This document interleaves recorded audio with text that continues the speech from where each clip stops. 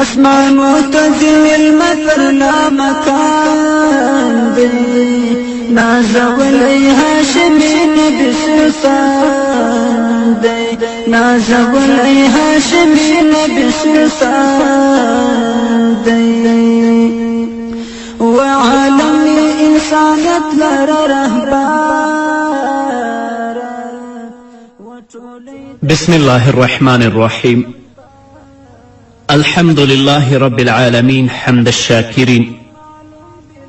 الصلاة والسلام على سيد الأنبياء والمرسلين سيدنا ونبينا وشفيعنا ومولانا محمد وعلى آله وأصحابه الطيبين الطاهرين. قدرمن اوریدونکو د ژوند د لارې د خپرونې مینوالو السلام علیکم ورحمت الله وبرکاته. ستاسو روغتیا او خوشحالي د پاک رب نه غواړم په دې هیله چې د صحت او عافیت جامې پر تن ولرئ او خوشحالي مو په برخه وي. دا دی زه محمد یاسین فهیم د ژوند د لارې د خپرونې په وړاندې کولو کې ستاسو په خدمت کې یم. زموږ د نن ورځې د خپرونې موضوع بیا هم زموږ مسلمانی باید څرنګه وي. درنو اوریدونکو، لکه څنګه چې د اسلام مقدس دین د هیلې او د امید دین دی، همدارنګه د اسلام مقدس دین د نصیحت دین دی.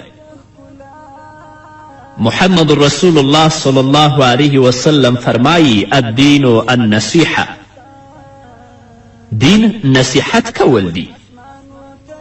آیا تاسو پوهیږئ چې د دې خبرې معنا څه ده چې نبی کریم صلی الله علیه وسلم فرمایی الدین النصیحه؟ د دې خبرې معنا دا ده چې موږ باید د الله رب العزت لپاره نورو ته نصیحت وکړو او هر هغه شی چې بدلون ته اړ دی د قانون له مخې چې الله فرمایی ان الله لا یغیر ما بقوم حتی یغیروا ما بانفسهم هغه بدل کړو. نو درنو اوریدونکو، هره ستونزه چې رامخته کیږي د هغې حل اصلاح او نصیحت ته اړتیا لري، ځکه د اسلام مقدس دین د نصیحت دین دی. او بس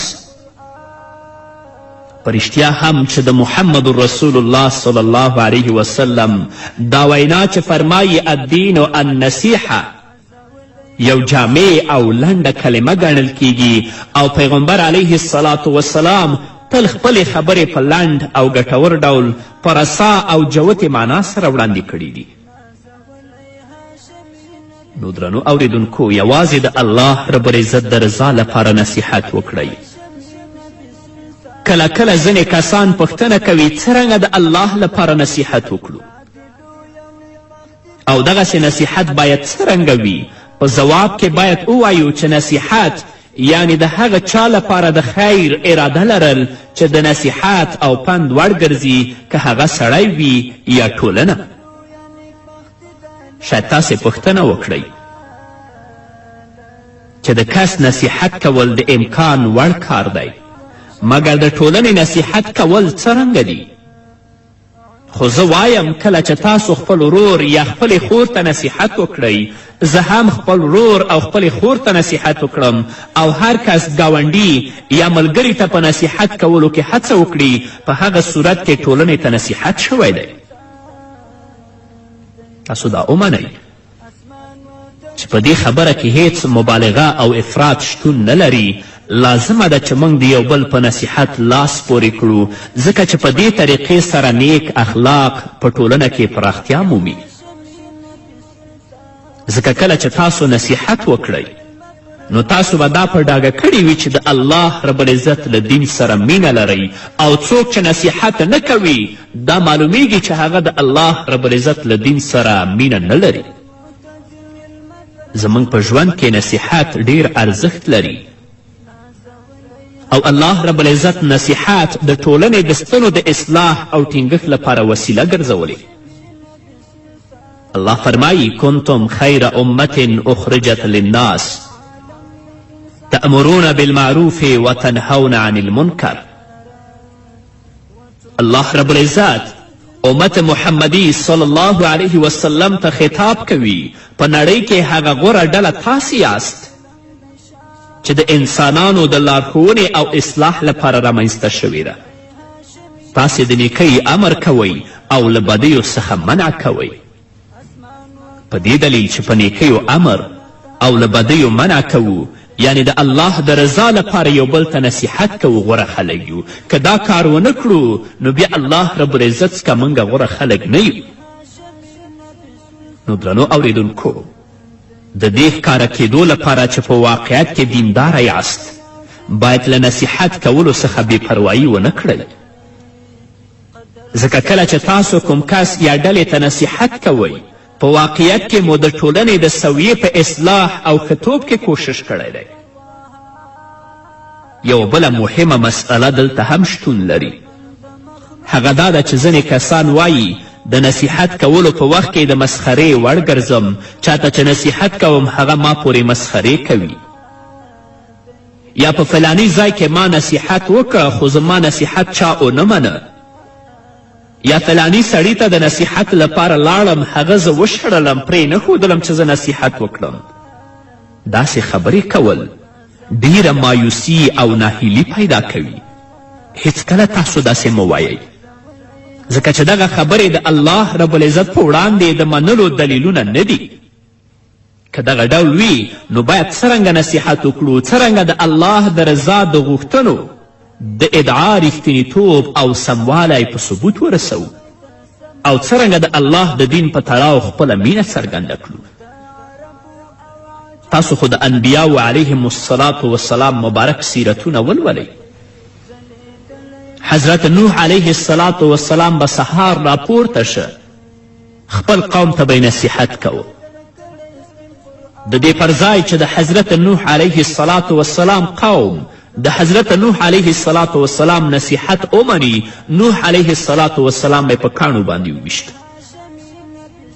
او په ماښام کې به حضرت جبرائیل علیه الصلاة والسلام راغی. نوح علیه الصلاة والسلام به یې د کاڼو نه راوویسته او د هغه زخمونه او د هغه پرهرونه به یې تداوي کول، د هغو درملنه به یې کوله. نوح علیه السلام به د حضرت جبرائیل علیه الصلاة والسلام نه پوښتنه وکړه چې ای جبرائیله سبا زما دنده څه ده؟ حضرت جبرائیل علیه الصلاة والسلام به ورته وویلې څه دې چې نن کړي دا به سبا هم کوي. تر 9,500 کاله پورې حضرت نوح علیه الصلاة والسلام دا وظیفه مخته وړي خو هغه مایوسه کیږي نه، هغه ناهیلی کیږي نه.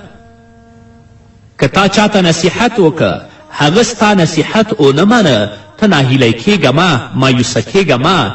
که د چا لپاره نصیحت ته ورغلې هغه ته وشړلې پرې نه ښودلې مایوسه کیږه مه او د خپل د نصیحت او د تبلیغ کار مه پرېږده. ځکه الله رب العزت په نصیحت کې ګڼ شمېر ثوابونه ایښي دي. که موږ او تاسو د چا په خبره او د چا په مسخرو باندې نصیحت پرېږدو نو د دې لویو ثوابونو نه به ځانونه محروم کړو. محمد رسول الله صلی الله علیه وسلم فرمایي 3 ډلې کسان دي چې له ټولو مخکې هغوی جنت ته داخلیږي. په دیو کې اول شهید، دویم چا چې پاکلمني پر خپل ځان تحمیل کړې ده، دریم چا چې په نیکي سره د الله عبادت کړی او خلکو ته نصیحت کړی دی. تاسو ګورئ څوک چې په نیکي سره د الله رب العزت عبادت کوي او خلکو ته نصیحت کوي الله رب العزت دا په هغو کسانو کې راولي چې هغوی په لومړي ځل جنت ته داخلیږي. کوم کس چې نورو ته نصیحت کوي د هغې لومړنۍ ډلې په کتار کې ځای لري چې جنت ته داخلیږي. شاید څوک ووایي زه لومړنی کس یم چې د لمانځه ادا کولو لپاره مسجد ته ځم. سمه ده، مګر دغسې کس که د الله د رضا لپاره د نورو په نصیحت لاس پورې نه کړي جنت ته به لومړنی داخلیدونکی نه وي. که 100 وارې جومات ته لاړ شي او منځونه په خپل وخت وکړي چې نورو ته نصیحت ونه کړي نو دا کس به لومړنی داخلیدونکی جنت ته نه وي. فکر وکړئ درنو اوریدونکو، نصیحت کوونکی د هغه چا په سویه دی چې خپل ځان د الله رب العزت په لاره کې له لاسه ورکړی، یعنې د شهید په سویه دی. نو یو بل ته نصیحت وکړئ او هیڅکله مه وایئ چې زما نصیحت کول به هیڅ اغیز او بدلون رامنځته نه کړي. په الله قسم ستاسې نصیحت کول به ګټور او اغیزمن واقع شي ولو که 4 یا 5 کاله وروسته وي. که موږ په دې عادت شو چې یو بل ته نصیحت وکړو او د هغه منل هم زموږ په منځ کې رواج شي نو ډاډه اوسئ چې ټولنه به ډیر زر بدله شي. راځئ څو له یو بل سره په دې روایت کې غور وکړو. د الله د رسول صلی الله علیه وسلم یو ملګري وویل له پیغمبر صلی الله علیه وسلم سره مې په 3 شیانو بیعت وکړه. اول مونځ کول، دویم د زکات ورکول، دریم د هر مسلمان نصیحت کول. یعنی هر مسلمان ته نصیحت کول. د الله د رسول صلی الله علیه وسلم یو صحابي وویلې د رسول اکرم صلی الله علیه وسلم خواته ورغلم څو محمد رسول الله صلی الله علیه وسلم سره بیعت وکړم. نو ومې ویلې ای د الله رسوله له تا سره د اسلام د اوامرو ترسره کولو بیعت کوم. پیغمبر علیه الصلاة والسلام په بیعت کې دغه شرط ځای که او وی فرمیل او دا چې هر مسلمان ته نصیحت وکړي. ته خو ما سره د اسلام د مقدس دین د اوامرو د ترسره کولو باندې بیعت کوي خو د دې ترڅنګ به هر مسلمان ته نصیحت هم کوي. نو نصیحت کول دا د هر مسلمان دنده ده چې د مرګ وخته پورې به یو بل مسلمان ته نصیحت کوي. فکر وکړئ که نن ورځ ما او تا د رسول اکرم صلی الله علیه وسلم په وړاندې د عرض کړی و چې موږ غواړو له تا سره بیعت وکړو، محمد رسول الله فرمایل په دې شرط له تاسو سره بیعت کوم چې د الله د رضا لپاره نصیحت وکړئ. آیا تاسو دغه شرط منلو؟ آیا تاسو ځان د الله او د هغه د پیغمبر په پیروي کې مسئول ګڼئ؟ هغه پیغمبر چې موږ ته امر کړی څو په خپله دینی او عملی ژوند کې د الله لپاره یو بل ته نصیحت وکړو. هغه جلیل القدر صحابي چې پیغمبر علیه الصلاة والسلام د هغه په بیعت کې د نصیحت کولو شرط ځای که حضرت رسول اکرم صلی الله علیه وسلم ته وویلې په الله سوګند د مرګ تر وخته به تاسو ته نصیحت وکړم. د رسول اکرم صلی الله علیه وسلم په دې خبره کې هم فکر وکړئ چې فرمایي کوم بنده چې خپل بادار او مشر ته نصیحت وکړي 2 اجره لري. آیا تاسو پوهیږئ چې د دې خبرې معنا څه ده؟ د دې مفهوم دا دی چې رسول اکرم صلی الله علیه وسلم موږ ته دا رازده کوي چې باید کم عمره کسان پاخه عمرو کسانو ته نصیحت وکړي او مشران هم کشرانو ته نصیحت وکړي. کمزوري کسان هم دنده لري چې پیاوړو ته نصیحت وکړي تر دې چې غلام باید د خپل بادار او مشر له نصیحت کولو څخه بې پروا نشي. پیغمبر علیه الصلاة والسلام غواړي چې موږ د حق له ښکاره کولو څخه چپ ونه اوسو او تل د خپلو دیني ورونو ته نصیحت وکړو. همدارنګه نبی کریم صلی الله علیه وسلم فرمایلی دی زما او د هغه څه بیلګه چې الله زه پر هغه ګمارلی یم د هغه سړي په څیر دی چې د دښمن لښکر یې لیدلی دی او د خلکو په منځ کې چیغې وهي چې ما په خپلو سترګو سره لښکر ولید او زه ساتونکی او اخطار ورکوونکی یم چې ستاسو د ژغورنې غوښتونکی یم. نو درنو اوریدونکو له خلکو سره خبرې وکړئ، هغوی ته نصیحت وکړئ. هر کله چې خطا او غلطي ګورئ چوپتیا مه غوره کوئ بلکې هغه ته اخطار ورکړئ او هره غلطي چې تاسو وینئ او کولی شئ د هغه له پیښېدو څخه مخنیوی وکړئ. سرغړونکو کسانو ته یادونه وکړئ که په هر ځای کې وي. خپل ګاونډي، خپل قوم او د خپلې کورنۍ کسانو ته په نرمي، باخبري او حکمت سره نصیحت وکړئ څو د ټولنې په وګړو کې بدلون رامنځته شي، ځکه چې په ګډو وډو حالاتو کې د بدلون او وختون رامنځته کول زموږ شرعي دنده ده. نو الله رب العزت دې موږ او تاسو ټولو ته توفیق راکړي چې د الله رب العزت د دین لپاره لکه څنګه چې دین نصیحت دی نورو ته نصیحت وکړو او په دې لاره کې د الله رب العزت موږ او تاسو ته اخلاص را په برخه کړي. په همدې هیله درنو اوریدونکو نور به واورو خو د یوې دمې نه وروسته. اسمانو ته د مېلمه پر لامکان دی نازولی هاشمي نبي سلطان دی. اسمانو ته د مېلمه پر لامکان دی نازولی هاشمي نبي سلطان دی نازولی هاشمي نبي سلطان دی. وعالم انسانیت لره رهبر درنو اوریدونکو بیا هم زموږ سلامونه او نیکې هیلې ومنئ. په دې باندې هم پوه شئ کوم ملت چې نصیحت کوونکی نه لري ښېګڼې او نیکي یې ترېنه کډه کړې ده. امیر المؤمنین سیدنا عمر بن خطاب رضی الله تعالی عنه ویلی دي په کوم ملت کې چې نصیحت کوونکی شتون ونه لري د هغوی په منځ کې خیر او نیکي نشته، او کوم امت چې نصیحت ونه مني د خیر په لاره نه دي. امیر المؤمنین سیدنا عمر فاروق پر منبر ولاړ و او ویلې الله رب العزت دې هغه څوک د خپلې مهرباني وړ وګرځوي چې ما ته خپل عیبونه راکوي. نو درنو اوریدونکو زه له تاسو څخه غوښتنه لرم که نصیحت هر ډول یا له هره اړخه چې وي او د هر چا لخوا چې وي ویې منئ. آیا په واقعیت کې کولی شئ دغه ډول عمل وکړئ؟ که څوک تاسو ته ستاسو عیبونه در اوښي او تاسو ته نصیحت وکړي چې له هغو څخه لرې اوسه، آیا کولی شئ د هغه خبره ومنئ او هغه عیبونه له ځانه لرې کړئ؟ یا دا چې تاسو ته د خپل عیبونه در په ګوته کوي هغه سره جګړه کوئ او هغه ته شکنځلې کوئ؟ نه، د هغه خبره ومنئ او د خپلو د عیبونو په لرې کولو کې هڅانده اوسئ چې عیبونه لرې کړئ. که تاسو د خلکو نصیحت ومنه په ډاډ سره به نور هم ستاسو نصیحت ومني. نو نبی کریم صلی الله علیه وسلم فرمایی الدین النصیحه. د نبی کریم صلی الله علیه وسلم نه پوښتنه کیږي د چا لپاره؟ رسول الله صلی الله علیه وسلم وایي د الله او د هغه د پیغمبر د الله د کتاب د مسلمانانو د رهبرانو او ټولو مسلمانانو لپاره دین نصیحت دی. څرنګه د الله لپاره نصیحت وکړو؟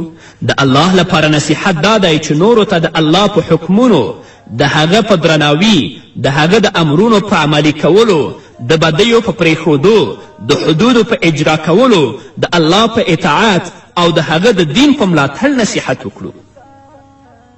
دا د الله رب العزت لپاره د نصیحت معنا ده. ګورئ چې څرنګه د الدین النصیحه مفهوم موږ ته روښانه شو، ښکاره شو چې ټول دین د مسلمانانو لپاره په یقین سره نصیحت کول او خیر غوښتنه ده. د الله د رسول صلی الله علیه وسلم لپاره نصیحت دا دی چې موږ او تاسو د نبی کریم صلی الله علیه وسلم سره محبت ولرو، هغه ته درناوی او ادب وساتو او د هغه له دین سره د هغه له مړینې وروسته مرسته وکړو. د الله رب العزت د کتاب لپاره هم نصیحت کول دا دی چې د هغه کلمې او آیتونه نورو ته نصیحت کړو او هغه خلکو ته ولولو، خپله د هغه په اوامرو او منهیاتو پابند اوسو او نور هم پر هغه باندې عمل ته راوبلو. نو درنو اوریدونکو پاڅېږئ او هغو کسانو ته نصیحت وکړئ چې ستاسو شاوخوا ته دي، خپلې کورنۍ ته، خپل ګاونډیانو ته، خپلو ملګرو ته نصیحت وکړئ او هغوی ته د هغوی غلطي ور په ګوته کړئ، ځکه چې موږ له هغه امت څخه یو چې نصیحت کول د هغه امت دنده ده. همدارنګه هغه امت چې نصیحت کوونکی نه لري له خیر او نیکي څخه لرې دی. دغه راز هغه امت هم له خیر څخه مخ اړوونکی دی چې نصیحت نه مني. زموږ علماو د نصیحت ځینې شرطونه بیان کړي. لومړی دا چې نصیحت کوونکی باید د هغه څه په اړه چې وایي په صحت او سموالي خبرتیا ولري، څو په خپله خبره کې صداقت او واقعیت ته پیاوړتیا ورکړي. دویم لازمه ده چې نصیحت کوونکی په خپل پاک نیت کې اخلاص ولري او ځان هیڅکله له نورو څخه غوره ونه ګڼي. دریم باید مهربانی او نرمی سره نورو ته نصیحت وکړي.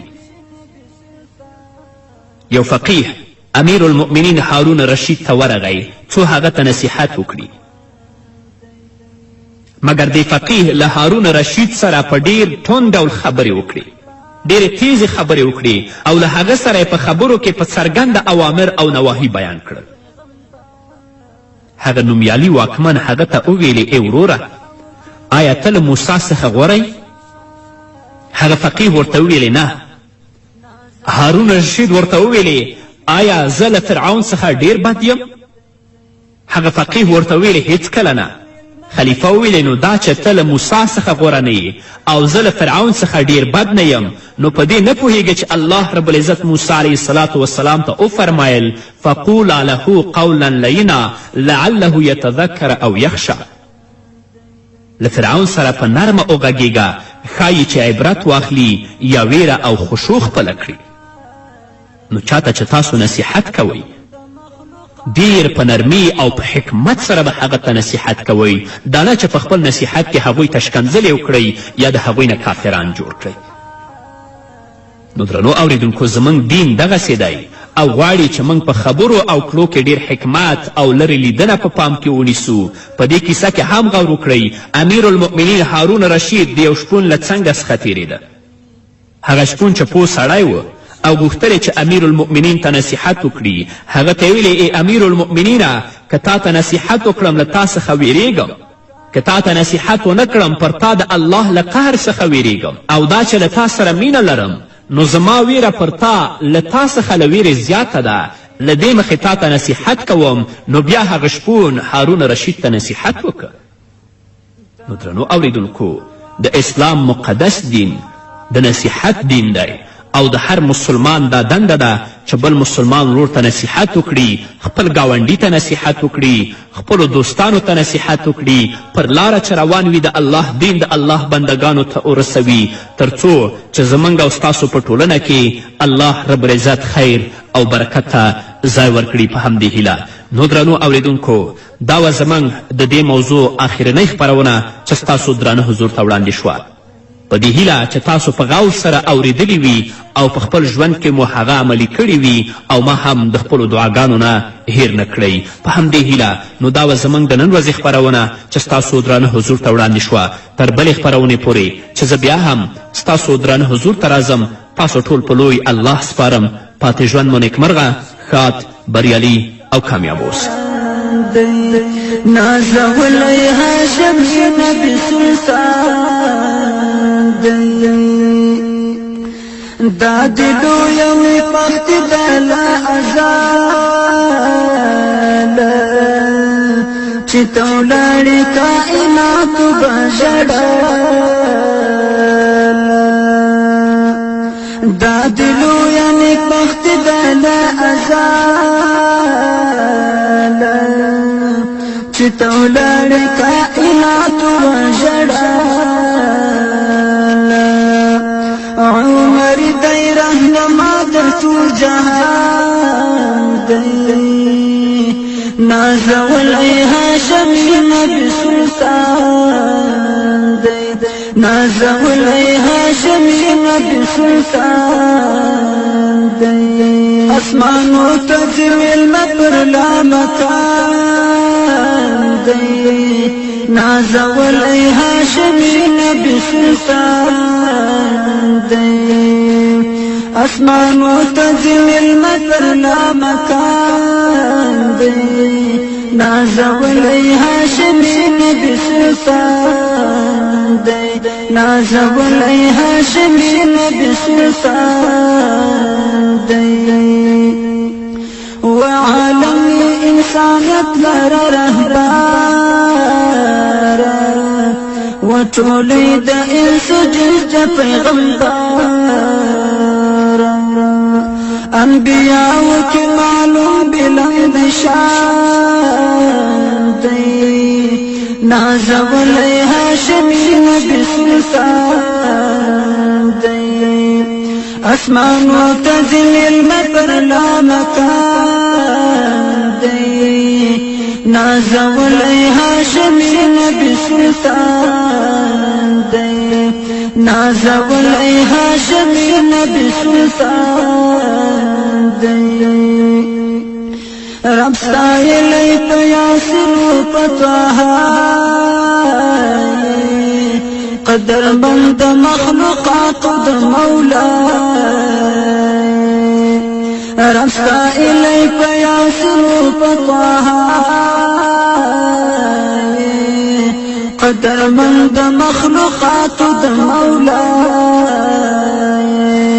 وبدرم گوری واجبو تخکلا دی نازولی هاشم نبی سلطان دی اسمان و تجمیل مطر لا مکان دی نازولی هاشمی نبی سلطان دی نازولی هاشمی نبی سلطان دی دا عرب او عجم افتخار وی زلید لیلک استور دا سماوی دا عرب او عجم افتخار وی زلید لیلک استور دا سماوی فتح پاکی بدر کړي سپین قرآن دی نازولی هاشمی نبی سلطان دی نازولی هاشمی نبی سلطان دی اسمان و تزمیل مطر لا مکان دی نازولی هاشمی نبی سلطان دی نازولی هاشمی نبی سلطان دی دا دلو یوی پخت دلا ازال چی تولاری کائنات بجڑال دا دلو یوی پخت دلا ازال چی تولاری کائنات بجڑال عمر دی رہنما د تو جہان